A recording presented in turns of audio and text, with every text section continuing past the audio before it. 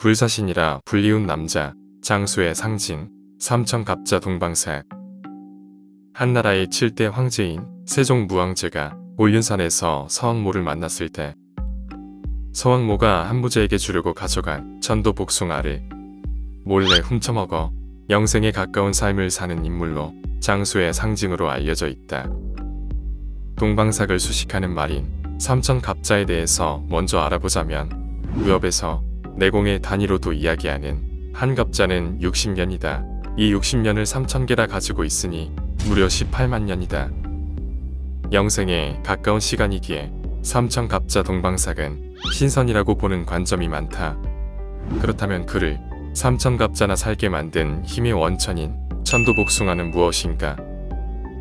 서왕모는 중국 도교 신화에 나오는 신들의 어머니로 올륜산에 살고 있다고 전한다. 1000개의 보물 중에 보물인 서왕모의 복숭아는 많은 신선과 요괴 그리고 인간이 탐하는 신의 재산이다. 올륜산 꼭대기에 서왕모의 복숭아 밭이 있었는데 총 3600그루의 나무가 있었다고 한다. 그중 앞쪽에 심어진 1200그루는 3000년마다 한 번씩 열매가 열리는데 사람이 먹으면 신선이 되어 도를 깨달을 수 있었다. 중간에 심어진 1200그루는 6000년마다 한 번씩 열매를 얻을 수 있는데 사람이 먹으면 구름을 타고 하늘을 날아오를 수 있으며 늙지 않고 오래 살 수 있었다. 맨 뒤쪽 1200그루는 9000년마다 한 번씩 열매를 얻을 수 있는데 사람이 먹으면 하늘과 땅, 해와 달과 같은 자연물처럼 영원히 사라지지 않고 영생할 수 있었다. 여기서 말하는 복숭아는 납작 복숭아인 판타오라고 추정한다. 독특하게 생긴 복숭아로 당도가 높고 맛이 좋은 품종이다.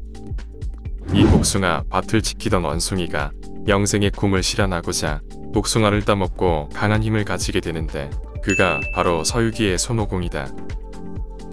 서왕모가 한무제를 방문할 당시 7개의 복숭아를 가져왔는데 그중 3개를 동방삭이 몰래 훔쳐먹었다. 그리고는 서왕모의 눈에 띄지 않으려고 슬그머니 자리를 피하려다 서왕모에게 딱 걸려버렸다.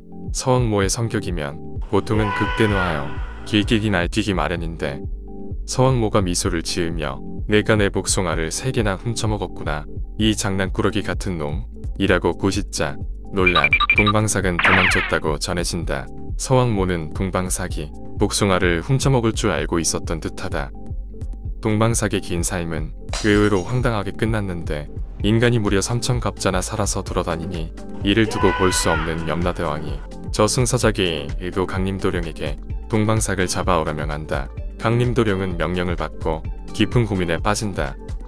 상대는 원래 천재로 유명했었고 3000갑자나 살아가는 동안 꾀가 늘은 동방삭인지라 수많은 저승사자가 잡지 못해 옳지만 썩은 인물이었다. 그래서 그를 단순한 방법으로 잡을 수 없음을 아는 강림도령은 고민 끝에 기발한 방법으로 그를 잡기로 하였다.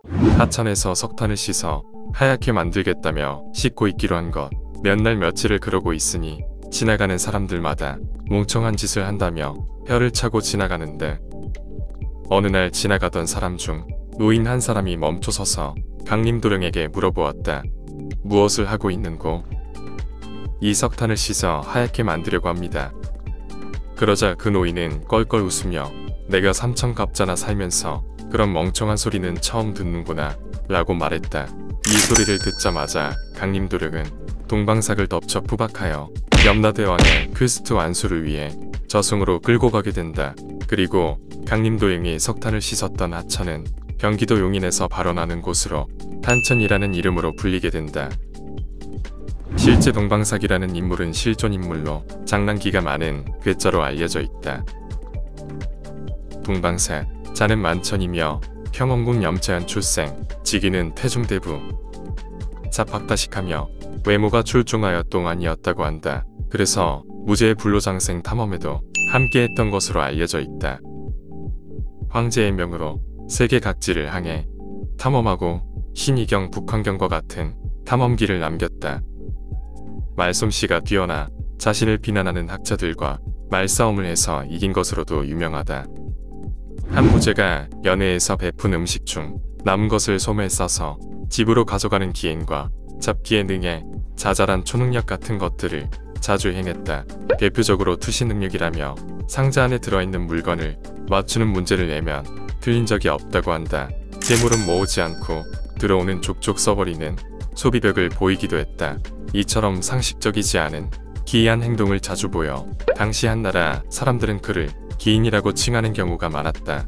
야사에서는 해마다 부인을 바꾸고 납치 감금 학대를 일삼았다는 이야기도 전해진다. 재담가로서 틀에 박히지 않은 재치있고 창의적인 생각을 표현하는 문장력이 뛰어난 인물이었다.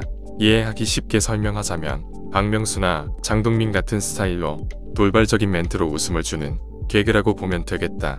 예법을 따지지 않고 거침없는 기행을 벌이는 모습은 기안팔사 같은 인물이었다고 볼 수 있다. 허나 정치로서는 승승장구하지 못했다.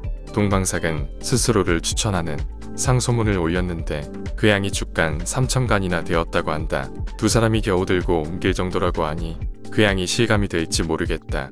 그 내용이 얼마나 흥미가 있었는지 한무제는 그 주간을 몇 달 동안 들고 다니며 세를자를 그려가며 읽고 또 읽으며 즐거워하였다고 한다. 문장력이 뛰어나고 독특한 창의성을 가진 인재였으나 정치적으로는 성공하지 못하였다. 한무제는 그를 정치가로서 곁에 둔 것이 아니라 재담가로서 자신의 스트레스를 해소하기 위한 용도로 곁에 두었던 것으로 보인다. 동방삭은 유례없는 황제의 총애를 받았지만 황제의 주변에는 법가적 정치를 하는 뛰어난 인재들이 많았기에 도가적인 정치를 하고자 하는 동방삭은 출세하지 못하고 애만 타게 된다. 동방삭이 출세하지 못하는 것을 다른 이들이 소진과 장의를 들어서 비판하자 동방삭은 소진과 장의가 다시 태어나도 지금 시대에는 아무것도 못할 것이다 라고 반박하는 모습을 보면 늘 거침없고 즐거운 모습 속에는 그래도 정치가로서의 야망이 있었던 듯하다. 죽기 전 시경의 시를 인용하여 간신을 멀리하고 참언을 물리치라고 한무제에게 첨언하였다고 전한다. 유명한 고사성어로 빙탄불상용이란 말을 남겼는데 이는 얼음과 목탄이 같이 한 장소에 존재할 수 없듯이 간신과 충신은 한자리에 섞일 수 없다는 의미이다. 물이 맑으면 큰 물고기가 없고 사람이 지극히 살피면 따르는 사람이 없다는 고사성어. 수총모 또한 명심보감으로 유명한 문구이지만 동방삭이 원조이다. 동방삭의 이름에 불로의 삼천갑자가 덧붙여진 후 중국에선 황당무계한 이야기를 동방삭의 이름으로 가탁하는 경우가 많아지면서 불사의 인간이라는 전설에 더욱 힘을 실어주게 되었다. 동방삭은 뛰어난 문장력과 기발한 발상을 가진 재담가였다. 한무제의 불로장생의 비약을 찾기 위해 이곳저곳을 돌아다니다 천도 복숭아의 기원을 얻어 불사에 가까운 수명을 얻어 신성과 같은 삶은 산 것으로 알려져 있으나 어이없는 실수로 명을 달리하게 되는 모습에서 당심은 아무리 오래 살고 뛰어난 능력이 있어도 명을 줄일 수 있다는 교훈을 얻게 해준다.